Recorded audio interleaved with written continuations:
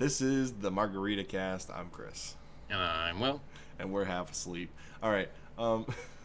What year is it? Well, it's 2015. 2015. Dude, ask me the question. Let me answer it. And what's the worst part about prison? The Dementors. Yeah. That's such a great scene. Anyway, so I'm gonna talk about my favorite game for But 2015. before we do that, comment below your favorite game, and if you watch the end of the video, I'll remind you again at the end of the video to comment below and tell us your favorite game for Yep. 2015. Tell me how I'm correct. All right, so I'm gonna jump in with one of the greatest RPGs of all time. Okay, I know this has been said 1,000 Cyberpunk. times, but I definitely agree with the statement. So it's The Witcher 3. I do believe it improves on The Witcher 2 in pretty much every way. I love the open world aspect.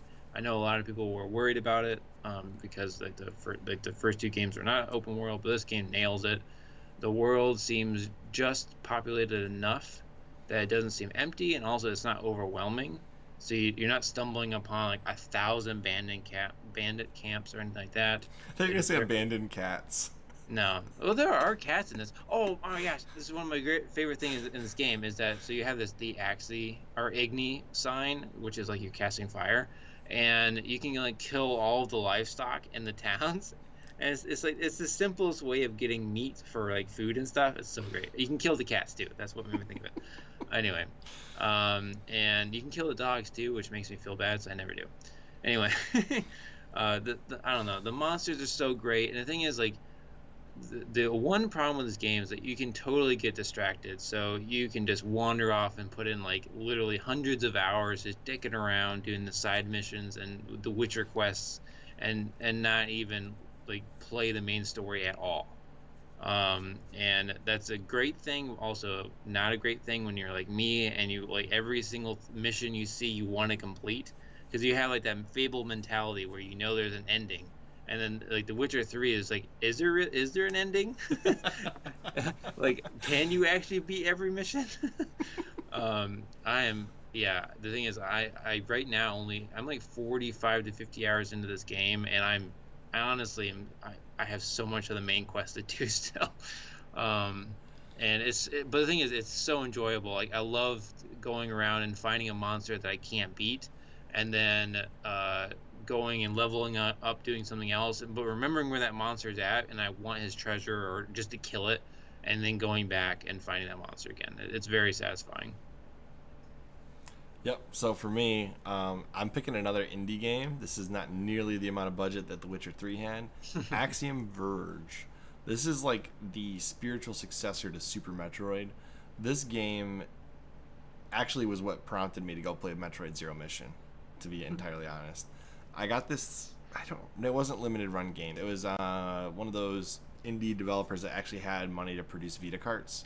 So it was one of the few Vita carts that I had bought from like an indie studio before I started really getting hard and heavy into the limited run games, limited release Vita games, which I have quite a few of.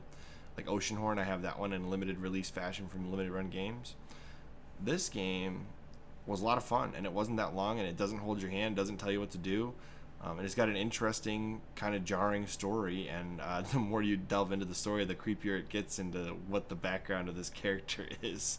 At one point in time, you end up killing yourself, a clone of yourself, but you think it's you, but it's not you, and it's very confusing, and I still don't know if I actually am the character that was glitched, or if I'm this new character that shows up after you kill yourself, which is bizarre. Okay.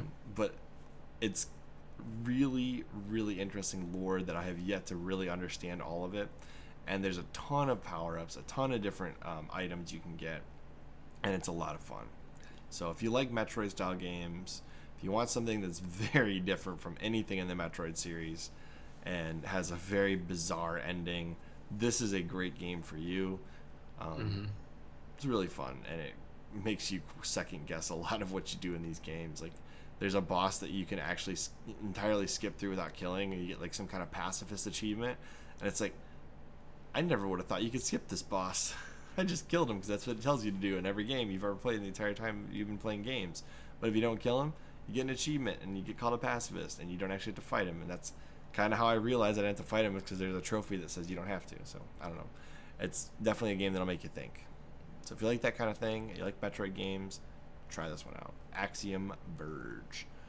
Thomas Happ, LLC. we're gonna be seeing you guys on 2016. I'm sure you can guess what game I'm gonna pick. One more thing though with The Witcher. Again, I mentioned this with The Witcher 2. I'm definitely rooting for Triss. I hope she comes back. I think is I know at the end of this game you can try to end up with both of them, and if you end up trying to do that like the love triangle, they'll kill you. So it's like kind of like a joke ending. But somehow I managed to like not hook up with Triss in this game, and she like sails off. So I really hope she comes back. Because I do not want to end up with Yennefer. Like, I am trying to give her the coldest of cold shoulders. It's just not working. But, yeah, it's a great game. Go on. I don't have anything to follow it up with. Axiom Verge is great. Just play it. Number 2 is coming out at some point. I did sleep with a random witch, though. In the Witcher one, I got so confused. He was working hard. In the Witcher one, I got very confused. There's a part where it says you can bribe this woman. I thought it was for information or something along those lines. And I kept upping the ante. I was like, what's it going to take to get this information I need for my quest? Nope. It was just a woman who was working. Oh, yeah, that happens. I was like, wait, what? I get tricked several times when, like, I pick a dialogue option. I'm like, oh, wow, I had no idea that was sexual. That completely took me by surprise.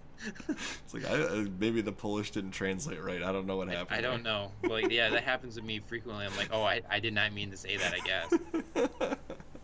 Anyways, the next year is 2016, which we know what came out in 2016.